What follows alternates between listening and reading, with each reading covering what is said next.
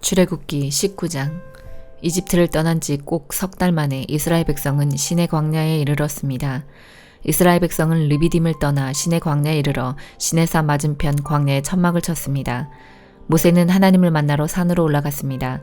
여호와께서 산에서 모세를 불러 말씀하셨습니다. 야곱 자손들에게 말하여라.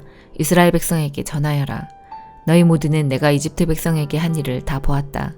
그리고 독수리가 날개로 새끼들을 실어 나르듯 내가 너희를 어떻게 나에게 데리고 왔는가도 보았다. 그러므로 이제 너희가 내 목소리를 듣고 내 언약을 지키면 너희는 모든 백성 중에서 나의 보물이 될 것이다. 온 땅의 백성이 다 내게 속하였지만 너희는 내게 제사장 나라와 거룩한 백성이 될 것이다. 너는 이 말을 이스라엘 백성에게 전하여라. 그리하여 모세는 산 아래로 내려가서 백성의 장로들을 모아놓고 여호와께서 명령하신 모든 말씀을 다 전했습니다. 그러자 모든 백성이 한 목소리로 대답했습니다. 우리는 여호와께서 말씀하신 대로 다 하겠습니다. 모세는 백성들의 말을 여호와께 알려드렸습니다. 여호와께서 모세에게 말씀하셨습니다. 내가 짙은 구름 속에서 너에게 갈 것이다. 그래서 내가 너와 이야기할 때에 백성들이 듣고 언제까지나 너를 믿도록 할 것이다. 모세가 백성의 말을 여호와께 알려드리자 여호와께서 모세에게 말씀하셨습니다. 백성에게 가서 오늘과 내일 그들을 정결하게 하여라. 옷을 빨게 하고 셋째 날을 준비하게 하여라. 그날에 나 여호와가 모든 백성이 보는 가운데 시내산으로 내려갈 것이다. 너는 백성의 둘레에 경계선을 정해주어 백성이 그 경계선을 넘어오지 않도록 하여라. 백성에게 산으로 올라가지도 말고 산기슭을 밟지도 말라고 일러라. 누구든지 산기슭을 밟는 사람은 죽을 것이다.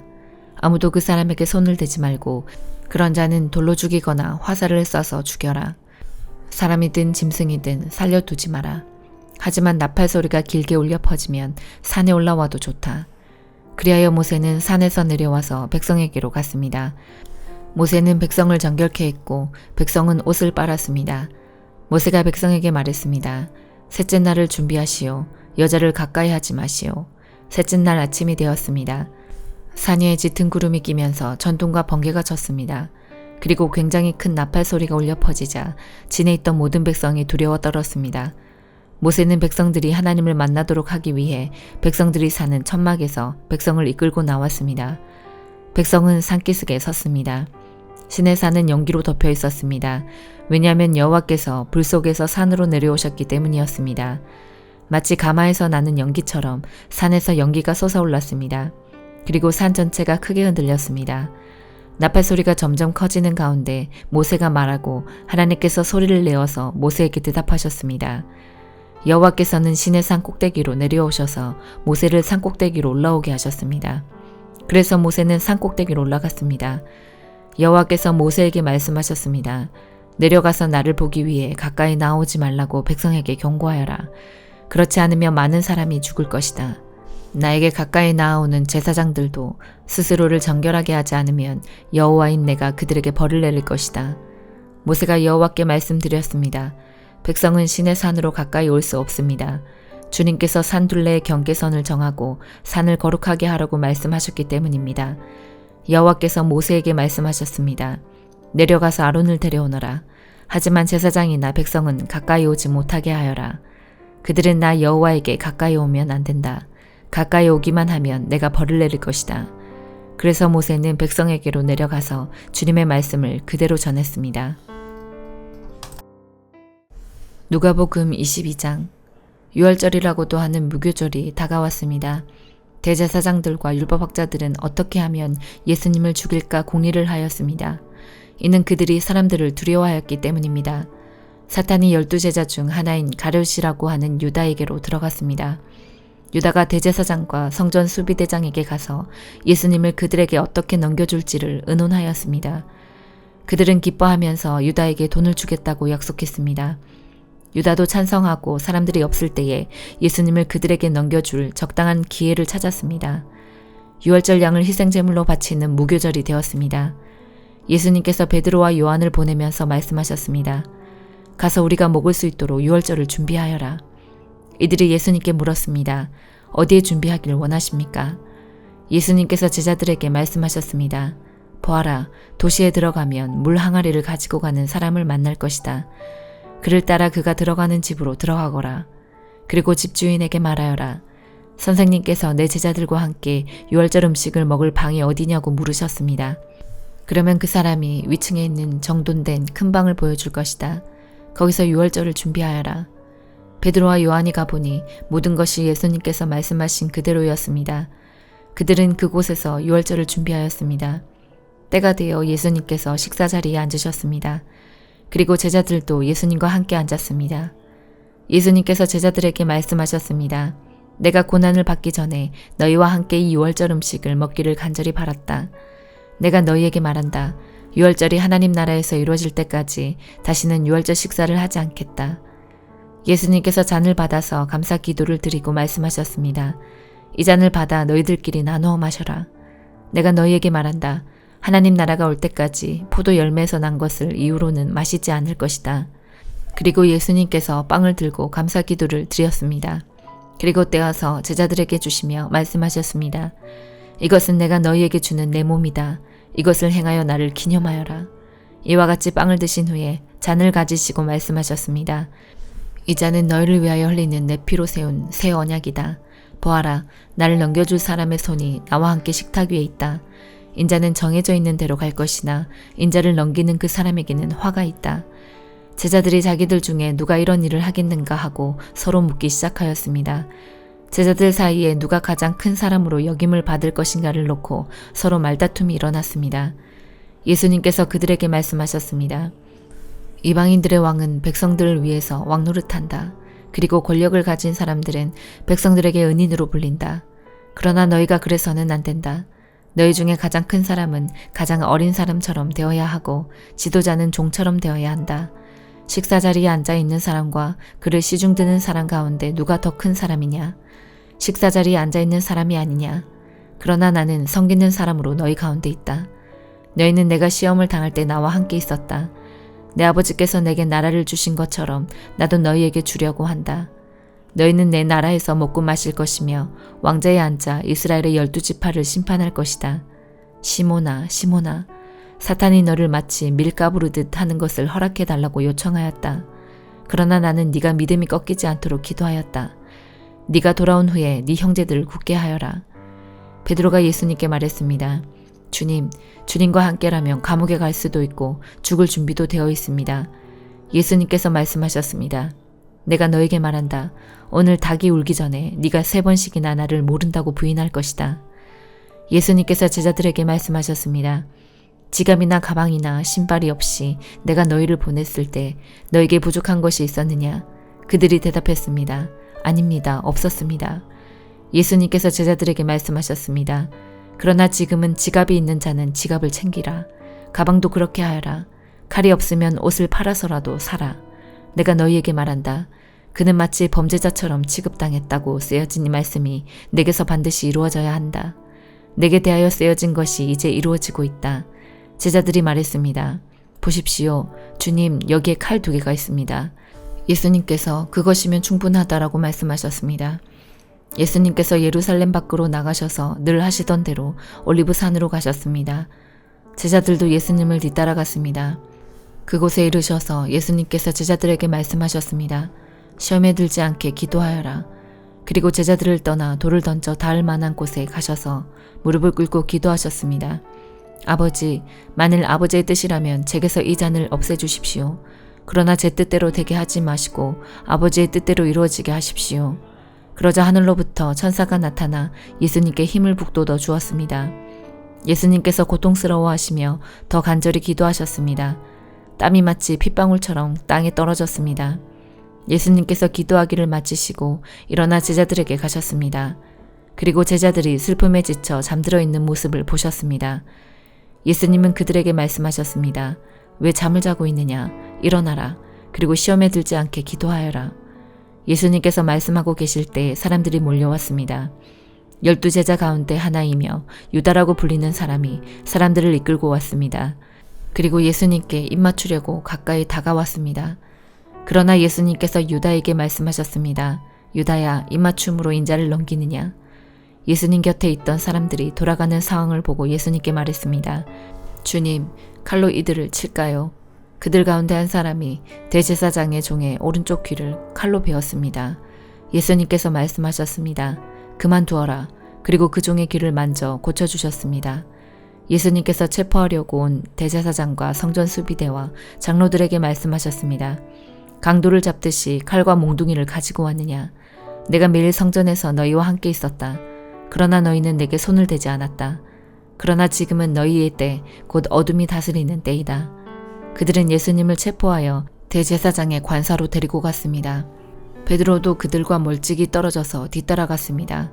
사람들이 정원 한가운데 불을 피우고 둘러앉았습니다. 베드로도 그들과 함께 앉았습니다.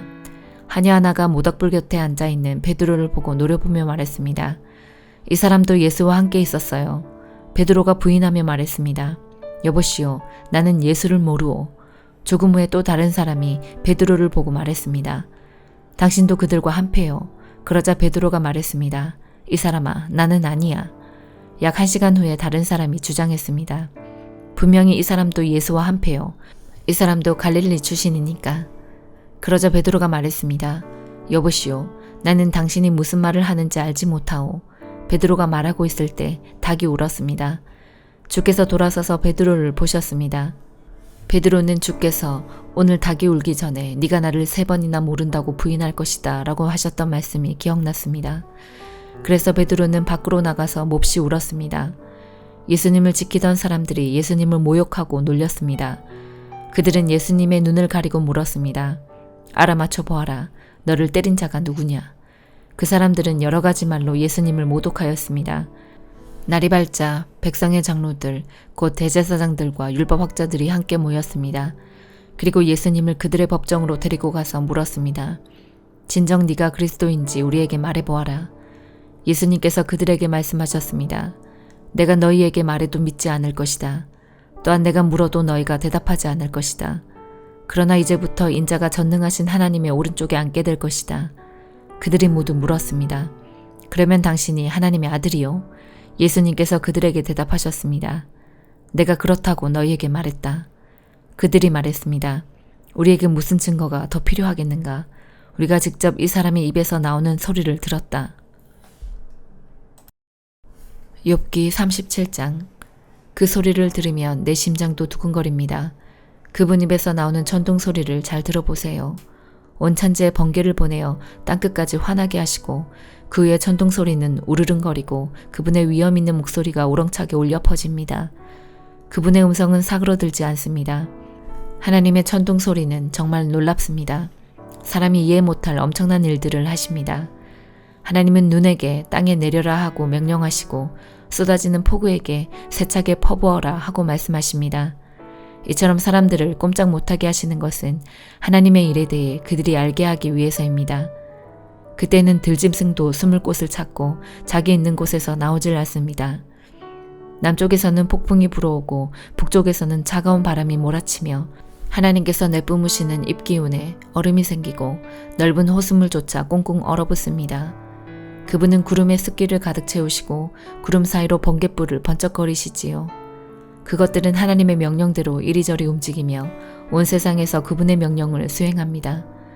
그분은 사람을 벌하실 때나 땅에 비를 내리실 때, 징계하실 때나 사람들에게 사랑을 보이실 때 구름을 사용하십니다. 욥 어르신, 가만히 하나님의 기이한 일들을 한번 생각해 보십시오.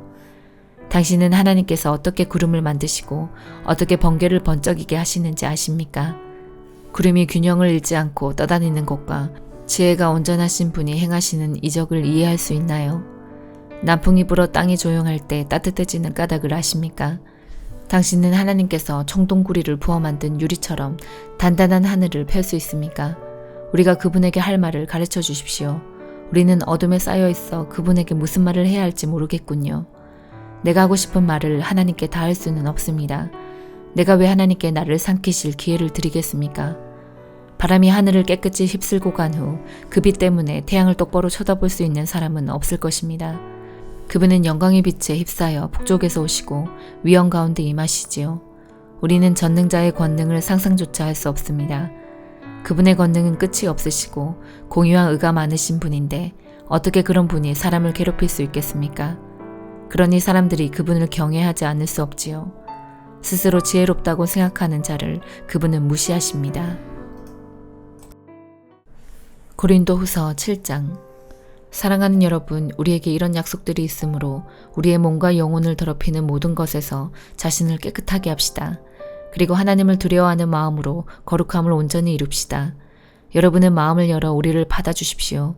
우리는 아무에게도 악을 행하지 않았고 아무도 더럽히지 않았으며 아무도 속여 빼앗은 적이 없습니다. 여러분을 꾸짖기 위해 이런 말을 하는 것은 아닙니다. 전에도 말했지만 여러분은 우리 마음속에 있어 우리는 여러분과 함께 죽기도 하고 살기도 할 것입니다. 나는 여러분에 대해 큰 확신이 있습니다. 나는 여러분을 대단히 자랑스럽게 여기고 있습니다. 모든 환난 중에서도 여러분은 내게 많은 위로가 되었으며 기쁨이 넘치게 하였습니다. 우리는 마케도니아에 도착했을 때도 조금도 실수가 없었습니다.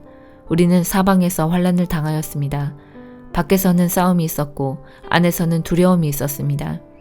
그러나 낙심한 사람들을 위로하시는 하나님께서 디도를 보내어 우리를 위로하셨습니다. 디도가 온 것만 우리에게 위로가 된 것은 아닙니다. 여러분이 디도를 위로해 주었다는 말을 듣고 우리는 더 큰 위로를 받았습니다. 디도는 나에게 와서 여러분이 나를 몹시 보고 싶어 한다는 것과 나에게 잘못한 것을 뉘우치고 있다는 것과 나를 대단히 염려하고 있다는 소식을 전해주었습니다. 그래서 나의 기쁨은 훨씬 더 커졌습니다. 지난번에 쓴 편지로 인하여 내가 여러분의 마음을 아프게 하였지만 후회는 하지 않습니다. 여러분이 그 편지로 인해 잠깐이나마 마음 아파했다는 것을 알고는 나 자신도 후회를 하였지만 지금은 오히려 기뻐합니다. 그것은 여러분이 마음 아파해서가 아니라 여러분이 아파함으로써 회개를 하게 되었기 때문입니다.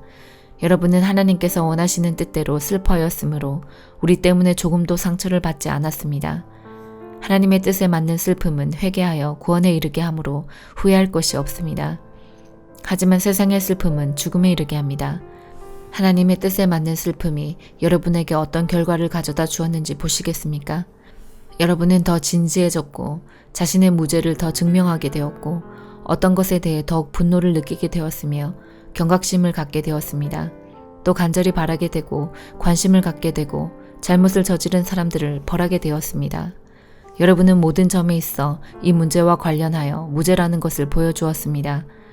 그러므로 전에 내가 여러분에게 쓴 편지는 불의를 행한 사람이나 불의함을 당한 사람들을 겨냥하여 쓴 것이 아닙니다. 그 편지는 우리를 향한 여러분의 마음이 어떠한지를 하나님 앞에서 여러분에게 분명히 알려주기 위해 쓴 것이었습니다. 이로 인해 우리는 위로를 받았습니다. 우리가 받은 위로 외에 디도가 기뻐한 것을 알고 더욱 기뻤습니다. 디도의 마음이 여러분 모두로 인해 안정을 되찾았기 때문입니다.